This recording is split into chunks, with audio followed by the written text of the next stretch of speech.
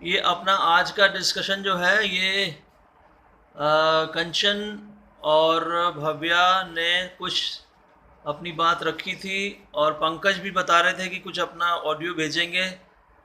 यद्यपि मुझे अभी तक मिला नहीं है और आप लोगों के कुछ इश्यूज़ हैं जो हम डिस्कस करना चाह रहे हैं आज, और ख़ास तौर से रिसर्च को लेके जो हमारे यहाँ पे काम जारी है उसमें पहले मैं अपनी बात रखूँगा 10 मिनट के लगभग, और उसके बाद कंचन को अपना प्रेजेंट करना है, भव्या भी अपना कुछ बात को और आगे बढ़ाने वाली जो उनकी बात है वो रख सकते हैं ग्रुप में।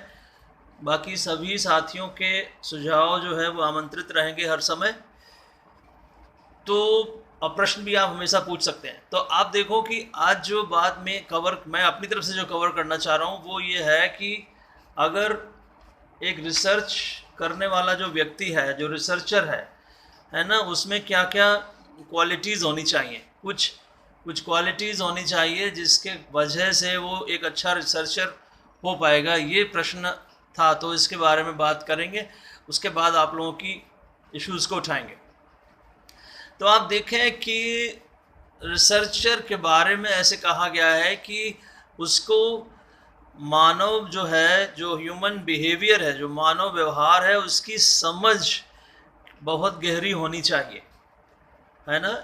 एक a deep understanding of human behaviour. Actually क्या है कि जब आप रिसर्च करते हो तो आपको लोगों से ही डील करना पड़ता है, उनसे आप क्वेश्चनियर या और भी तमाम आपके पास टूल होते हैं, उनसे आप डेटा कलेक्ट करते हो और उन्हीं की कोई प्रॉब्लम को सॉल्व करने की कोशिश करते हो। So you always try to work with the human being. So human behaviour की एक अच्छी अंडरस्टैंडिंग होनी चाहिए, ऐसा कहा जाता है रिसर्चर को। उसके बाद आप देखें जो और गुण हैं तमाम, उसके बारे में कहा गया है लैंग्वेज स्किल। लैंग्वेज स्किल बहुत ही ज़रूरी है, ख़ास है ना। लैंग्वेज स्किल क्यों? क्योंकि आपको भाषा के माध्यम से ही लोगों के विचारों को जानना है, अपनी बात भी उनके सामने रखनी है, अपना प्रश्न हो या कुछ भी जो आपने तैयार करा है, और उन्होंने क्या कहा उसको आपको बहुत सा इंटरप्रिटेशन करना पड़ते हैं। तो आपको उस लैंग्वेज की एबिलिटी बहुत ज़्यादा होनी चाहिए, तब आप इस काम को कर पाते हैं।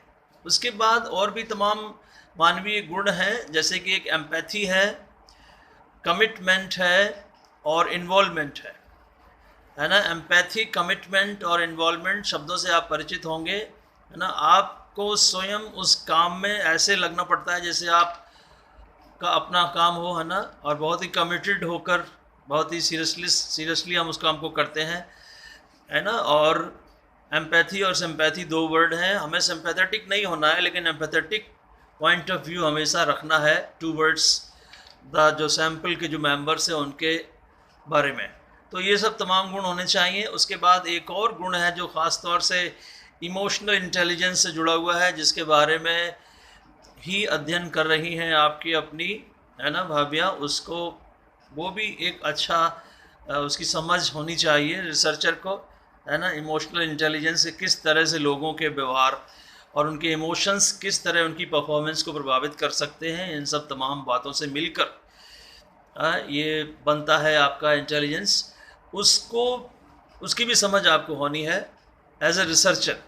और as a researcher you have to be open minded. हर समय आपको ओपन माइंडेड होना है, यानी आप पहले से कोई तय कर लें कि जी ऐसा ही होगा, है ना, ऐसा ही होना चाहिए, ऐसा नहीं है, बल्कि you should always be open to the situation, है ना। कुछ भी परिस्थिति हो सकती है, वो लोग क्या कह रहे हैं उस पर आपको ध्यान देने की आवश्यकता हो सकती है। सो ओपन माइंडेडनेस, है ना। और आपके पास समय अच्छा खासा हो, कंसिडरेबल टाइम।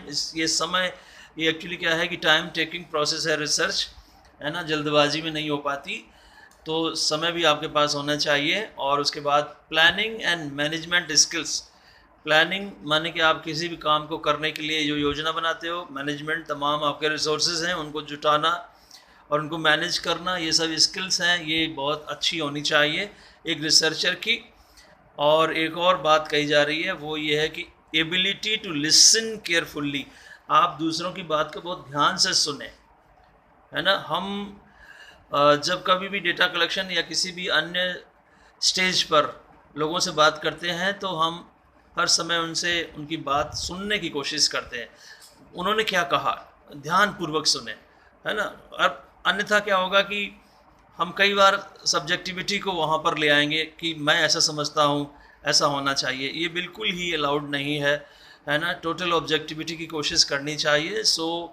चाहे और ख़ास तौर से डेटा कलेक्शन करते समय जब आप कोई टेस्ट एडमिनिस्टर कर रहे होगे, तो जो आपके एसएससीज़ हैं या जो आपका सैंपल साइज़ है, उसमें जो मेंबर्स हैं, सब्जेक्ट्स जो हैं, वो क्या कह रहे हैं, उनको ध्यान से हमको सुनना है। तो ये तमाम गुण हमको चाहिए। उसके अलावा और भी तमाम और भी बातें हैं, जैसे कि एक बात कही जा रही है कि कंप्यूटेशनल स्किल्स माने कि जो न्यूमेरिक एबिलिटी है ना? बहुत सा डेटा आपको नंबर्स में मिलेगा, तो उनके बाद स्टैटिस्टिक्स की एक बड़ी अच्छी समझ होनी चाहिए, कंप्यूटेशनल स्किल होनी चाहिए रिसर्चर के पास, है ना? और क्योंकि उसका बहुत ज़्यादा आपके सामने उसका प्रयोग होने वाला है। और रिसर्चर को संवेदनशील होना चाहिए, है ना? दूसरे की संवेदनाओं को समझते हुए संवेदनशील हो वो, है ना? बहुत सी योग्यताएं हों। इन योग्यताओं की बात आपको कॉम्पिटेंसीज की बात लगातार मैं कर ही रहा हूँ। प्रेजेंटेशन स्किल होनी चाहिए, language skill as well as presentation skill, है ना? आप अपने आप को प्रेजेंट किस तरह करते हो, अपने काम को दूसरों के संग प्रेजेंट कैसे करते हो, है ना? हम और आप इस काम को आजकल सीख रहे हैं कि किस तरह से आपने जो कुछ भी सोचा समझा या अभी तक करा हुआ है, उसको ग्रुप में हम हर वक्त आपसे कहते रहते हैं कि आप ग्रुप में डिस्कस करिए, ग्रुप में डिस्कस करिए। तो अपनी बात को प्रेजेंट करना हमको आना चाहिए, तो प्रेजेंटेशन स्किल होनी चाहिए। तो यदि मैं बहुत जल्दी से एक